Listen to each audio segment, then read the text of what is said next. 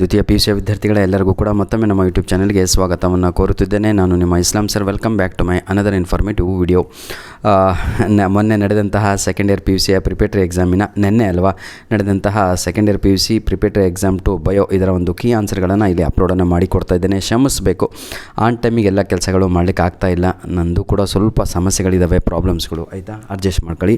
The non albuminous seed is produced in dash ಅಂತ ಇದೆ. ಇದಕ್ಕೆ ಸರಿಯಾದ ಉತ್ತರ ಬಂದು ಆಪ್ಷನ್ ಡಿ ಆಗಿರುತ್ತೆ. P is the right answer. Question number 2, the uterine wall that undergoes cyclical changes during menstrual cycle is dash anta ide. Option C is the right answer. Question number 3, which of the following cannot be detected in a developing fetus by amniocentesis ಅಂತ ಇದೆ. ಇದಕ್ಕೆ hepatitis is the right answer. Question number 4, the trait selected by Morgan to conduct the hybrid cross in Drosophila are located on dash ಅಂತ ಇದೆ. Option A is the right answer. Clear? X chromosomes of male and females ಅಂತ. Question number 5, which of the following is the correct sequential steps in ಏನಿದು Hershey chase experiment ಅಂತ ಇದೆ. ಯಾವುದಾದ್ರು infection, bending ಹಾಗೂ centrifugation is the right answer. ಬನ್ನಿ ಈಗ 6ನೆಯ ಪ್ರಶ್ನೆ ನೋಡೋಣ. Which of the following theories attempts to explain origin of universe ಅಂತ ಇದೆ. ಬಿಗ್ ಬ್ಯಾಂಗ್ ಥಿಯರಿ ಪ್ರತಿಯೊಬ್ಬರಿಗೂ ಕೂಡ ಗೊತ್ತಿರುವಂಥದ್ದು. Question number 7, heroin formed by ನೋಡಿ acetylation of morphine is commonly called as dash ಅಂತ ಇದೆ.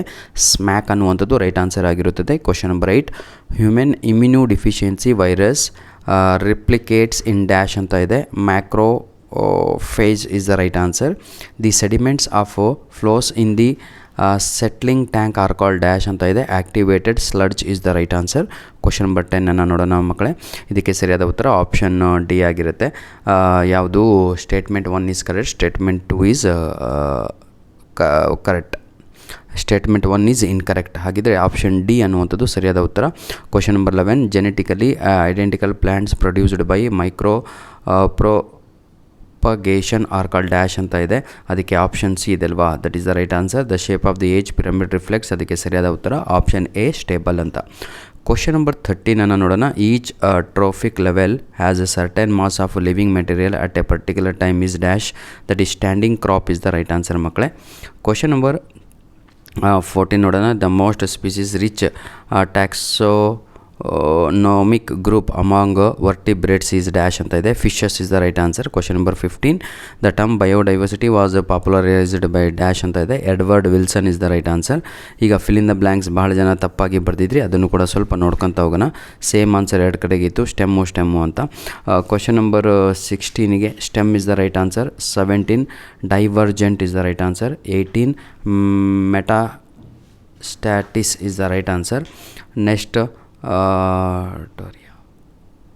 ಆಸಿಲಟೋರಿಯಾ ಯಾವುದು? 19ನೇದು ರೈಟ್ ಆನ್ಸರ್ ಆಗಿರುತ್ತದೆ. 20ನೇ ಪ್ರಶ್ನೆಗೆ elution is the right answer. ಬನ್ನಿ ಈಗ ಪಾರ್ಟ್ ಬಿ ಕಡೆಗೆ ಹೋದರೆ ನಾವು 2 ಮಾರ್ಕ್ಸ್ ಕ್ವಶನ್ಸ್ಗಳು ಸ್ಟಾರ್ಟ್ ಆಗುತ್ತೆ. ಸ್ವಲ್ಪ ವಿದ್ಯಾರ್ಥಿಗಳಿಗೆ ಈ ಸಲ ಟಫ್ ಅನ್ನಿಸ್ತು. ಪ್ರಿಪೇಟ್ರಿ 1 ಈಸಿ ಕೊಟ್ಬಿಟ್ಟಿದ್ರು ಬಯೋ, ಹಾಗಾಗಿ ಪ್ರಿಪೇಟ್ರಿ ನಾನು ನಿಮ್ಗೆ ಅದಕ್ಕೆ ಹೇಳುತ್ತಿರುವಂಥದ್ದು. ಒಂದು ಸಲ ಏನೋ ಮೇಲ್ ರಿಪ್ರೊಡಕ್ಟಿವ್ ಸಿಸ್ಟಮ್, ಇನ್ನೊಂದು ಸಲ ಫೀಮೇಲ್ ರಿಪ್ರೊಡಕ್ಟಿವ್ ಸಿಸ್ಟಮ್, ಇನ್ನೊಂದು ಉಳಿದಿರುವಂಥದ್ದು ಸ್ಪರ್ಮ್ ಚಿತ್ರಗಳು. ಈ 3ರಲ್ಲಿ ಒಂದು ಫಿಕ್ಸ್ ಆಗಿ ನಿಮಗೆ ಎಕ್ಸಾಮಿಗೆ ಇರುತ್ತೆ. ಹಾಗಾಗಿ ನನ್ನ ಪ್ರೀತಿ ವಿದ್ಯಾರ್ಥಿಗಳೇ, ರೆಡಿಯಾಗಿ ಹೋಗಿ ಎಕ್ಸಾಮಿಗೆ. ಯಾವ ಬ್ಲೈಂಡಾಗಿ ಹೋಗುವಂಥದ್ದಲ್ಲ, ಅವೆಲ್ಲ ನಮ್ಮ ಫೇಲ್ಯೂರ್ ಕ್ಯಾಂಡಿಡೇಟ್ಸ್ಗಳಿಗೆ 3 ಮಾಡಲು 2 ಇದಾಗಿರುತ್ತೆ. ಇಲ್ಲ ಸರ್ ನಮಗೆ 80ಕ್ಕೆ 70 ಬೇಕೇ ಬೇಕು ಅಂದವರು ಪ್ರತಿಯೊಂದು ಕಾರ್ನರನ್ನು ಬಿಡ್ದಂಗೆ ಓದ್ಕೋಬೇಕಾಗಿರುತ್ತೆ. ಆಯಿತಾ? Describe 2 natural methods of contraception in humans ಅಂತ ಇದೆ. ಇದನ್ನೆಲ್ಲ ತಾವುಗಳು ಬರೀತೀರಾ. ಡಿಫ್ರೆನ್ಸ್ ಬಿಟ್ವೀನ್ ಏನಿದು ಫಿಲಿಯೋಟ್ರೋಫಿ ಆ್ಯಂಡ್ ಪಾಲಿಜೆನಿಕ್ ಇನ್ಹೆರಿಟೆನ್ಸ್ ಅಂತ ಇದೆ. ಇದನ್ನು ಕೂಡ ಬರೀತೀರ ತಾವುಗಳು. ಎರಡೂ ಕೂಡ ಡಿಫ್ರೆನ್ಸನ್ನು ಇಲ್ಲ ಇದೆ. 2 ಮಾರ್ಕ್ಸ್ ಅಲ್ವಾ, 1 ಲೈನ್ ಇದ್ದರೂ ಸಾಕು. ಇಷ್ಟು ಬರೀಬೇಕು ಅಂತಲ್ಲ, 2 ಅಂಕದ ಪ್ರಶ್ನೆಗಳು. What are the 2 additional complexities in ಏನಿದು ಯುಕ್ರಯೋಟಿಕ್ ಟ್ರಾನ್ಸ್ಕ್ರಿಪ್ಷನ್ ಕಮೆಂಟ್ ಅಂತ ಇದೆ. ಆಯಿತಾ.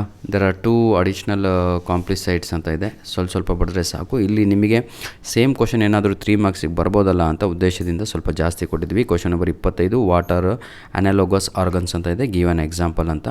ಆಯಿತಾ, ಇದನ್ನು ನೋಡ್ಕೊಳ್ಳಿ, ಏನಿಲ್ಲ ಒಂದು ಎಕ್ಸಾಂಪಲ್ಲು, ಅದರ ವಾಟರ್ ಅನಾಲೋಗಸ್ ಅದಕ್ಕೆ 1 ಮಾರ್ಕ್ಸು, ಎಕ್ಸಾಂಪಲಿಗೆ 1 ಮಾರ್ಕ್ಸ್ ಇರುತ್ತೆ. Draw and neat diagram of biogas plant and level 2 parts ಅಂತ ಇದೆ. ಪ್ರತಿಯೊಬ್ಬರು ಕೂಡ ಇದನ್ನು ಬರೆದಿರ್ತೀರ, ಭಾಳ ಈಸಿಯಾಗಿ ಡಯಾಗ್ರಾಮ್ ಇರುತ್ತೆ. ಸ್ವಲ್ಪ ಝೂಮ್ ಮಾಡಿ ಕೂಡ ತೋರಿಸ್ಬಿಡ್ತೀನಿ. ಟೆಕ್ಸ್ಟ್ ಬುಕ್ಕಲ್ಲಿ ಇರುತ್ತಲ್ವ, ಇಲ್ಲೇನು ಝೂಮ್ ಮಾಡೋ ಅವಶ್ಯಕತೆ ಇಲ್ಲ ಅಂದ್ಕೊಂಡಿದ್ದೀನಿ. ಏನೇ ಬನ್ನಿ, ಈಗ ನಾವು ಅದೇ ಮೇನ್ ಕ್ವಶನಿನ 27ನೇ ಕ್ವಶನ್ ನಂಬರಲ್ಲಿದ್ದೀವಿ. 2 ಮಾರ್ಕ್ಸ್ ಕ್ವಶನ್ಸ್ ಇಲ್ಲಿಗೆ ಕಂಪ್ಲೀಟ್ ಆಗುತ್ತೆ, ಹೌದಲ್ವಾ? 2 ಮಾರ್ಕ್ಸ್ ಕ್ವಶನ್ಸ್ ಕಂಪ್ಲೀಟೆಡ್. ಈಗ ನಾವು 3 ಮಾರ್ಕ್ಸ್ ಕಡೆಗೆ ಇದ್ದೀವಿ. ಪಾರ್ಟ್ ಸಿನಲ್ಲಿ all 3 marks questions are they. Neat diagram of TS of anther and label the 3 parts ಅಂತ ಇದೆ, ಆಯಿತಾ. ಇದನ್ನೆಲ್ಲ ಬರಿತೀರಾ ನೀವು. Describe the hormonal regulations of oogenesis ಇದೆ, ಇದನ್ನು ಕೂಡ ತಾವುಗಳು ಬರೀರಿ ವಿದ್ಯಾರ್ಥಿಗಳೇ. ಉದ್ದೇಶ ಇಷ್ಟೇ, ಎಲ್ಲದೂ ಕೂಡ ನಿಮ್ಗೆ ಅಪ್ಲೋಡ್ ಮಾಡಿ ಕೊಡುವಂಥದ್ದು. ಏನು ಗೊತ್ತಿಲ್ಲ ಸಿಗಲಿಲ್ಲ ಅನ್ನಬಾರ್ದು. ನಾನು ಹೇಳುವಂಥದ್ದು ನಿಮಗೆ 3 ಮಾಡಲ್ ಕ್ವಶನ್ ಪೇಪರನ್ನು ಪ್ರಿಂಟ್ ತಗೊಳ್ಳಿ. 3 ಮಾಡಲ್ ಕ್ವಶನ್ ಪೇಪರಿನ ಕೀ ಆನ್ಸರ್ಗಳ PDF ಕೂಡ ನಾನು ಉಚಿತವಾಗಿ ಆ ವಿಡಿಯೋದ ಡಿಸ್ಕ್ರಿಪ್ಷನ್ ಬಾಕ್ಸಿನ ಕೆಳಗಡೆ ಕೊಟ್ಟಿದ್ದೇನೆ, ಅದನ್ನು ಕೂಡ ಡೌನ್ಲೋಡ್ ಮಾಡಿಕೊಂಡು ಪ್ರಿಂಟ್ ತಗೊಳ್ಳಿ. Preparatory exam 1 question paper print ತಗೊಳ್ಳಿ, ಅದಕ್ಕೆ ಕೀ ಆನ್ಸರ್ ಪ್ರಿಂಟ್ ತಗೊಳ್ಳಿ. ಕ್ವಶನ್ ಪೇಪರ್ 2 ಕೂಡ ಪ್ರಿಂಟ್ ತಗೊಳ್ಳಿ, ಹಾಗೂ ನಿಮ್ಮ ಕೀ ಆನ್ಸರ್ ಕೂಡ ಪ್ರಿಂಟ್ ತಗೊಳ್ಳಿ. ಯಾಕೆ ಹೇಳ್ತಾ ಇದ್ದೀನಿ ಅಂದರೆ, ಪ್ರೈವೇಟ್ ಕ್ಯಾಂಡಿಡೇಟ್ಸ್ಗಳು ಅವರೆಲ್ಲ ಪಾಪ ಎಕ್ಸಾಮ್ ಬರೆದಿಲ್ಲ, ಹಾಗಾಗಿ ತಾವುಗಳು ಬರೀಲೇಬೇಕಾಗತ್ತೆ. ನೋಡಿ, ಇದು ನಾನು ನಿಮ್ಗೆ ಹೇಳಿದ್ದೆ ಭಾಳ ಇಂಪಾರ್ಟೆಂಟ್ ಆಗಿರುವಂಥ, ಇದು ನಿಮ್ಮ ಮಾಡಲ್ ಕ್ವಶನ್ ಪೇಪರೆಲ್ಲ ಇದ್ದದ್ದು. ಯಾವುದು neat diagram of pyramid of energy ಅಂತ ಇದೆ. ಏನು ಡಿಫ್ರೆನ್ಸ್ ಇರಲ್ಲ, ಸ್ವಲ್ಪ ನೀವು ಬರೆಯೋದ್ರಲ್ಲಿ ಸ್ವಲ್ಪ ಡಿಫ್ರೆನ್ಸ್ ಇರುತ್ತೆ. Neat diagram of human sperm and label 5 parts ಅಂತ ಇದೆ. ಬರೀ 5 ಕೇಳಿದ್ದಾರೆ, ಇಲ್ಲಿ ಪೂರ್ತಿಯಾಗಿ ಕೊಟ್ಟಿದ್ದೀವಿ. ಏನು ಇಲ್ಲ ಕಣೋ, ಹ್ಯೂಮನ್ ಸ್ಪರ್ಮ್ ಅಂದರೆ ನಿಮ್ಮ ವೀರ್ಯಾಣು ಅಂತ, ಅಂದರೆ ಎಜಾಕ್ಯುಲೇಷನ್ ಮಾಡಿದಾಗ ಹೊರಗಡೆ ಬರುತ್ತಲ್ವ, ಅದು ಇದು. ಇಷ್ಟೇ ಕಾಣುವಂಥದ್ದು, ಒಂದು ಡಾಟ್ ರೀತಿ ಇರುತ್ತೆ, ಆಯಿತಾ. ಅದರ ಒಂದು ಚಿತ್ರಣ ಇದು, ಈ ರೀತಿಯಾಗಿ ವರ್ಕೌಟ್ ಆಗುತ್ತೆ ಇದು, ಆಯಿತಾ. ಎಕ್ಸಿನ ಹಿಂದೆ ಓಡ್ತಾ ಇರುತ್ತೆ. ಬನ್ನಿ, ರೆಪ್ರೆಸೆಂಟ್ ಸಿಸ್ಟಮ್ ಏನಿದು, systematically the results of mono hybrid cross in P plant ಅಂತ ಇದೆ. ಇದನ್ನೆಲ್ಲ ಬರಿತೀರಾ ನೀವು 100%, ಆಯಿತಾ. ಕ್ವಶನ್ ಇವೆಲ್ಲ 3 ಮಾರ್ಕ್ಸ್ ಕ್ವಶನ್ಸ್ ಅಲ್ವಾ. The process of DNA replication is fast. Answers ಇಲ್ಲಿಂದ ಇದೆ, ಕಾಣ್ತಾ ಇದೆ ಅಂದ್ಕೊಂಡಿದ್ದೀನಿ.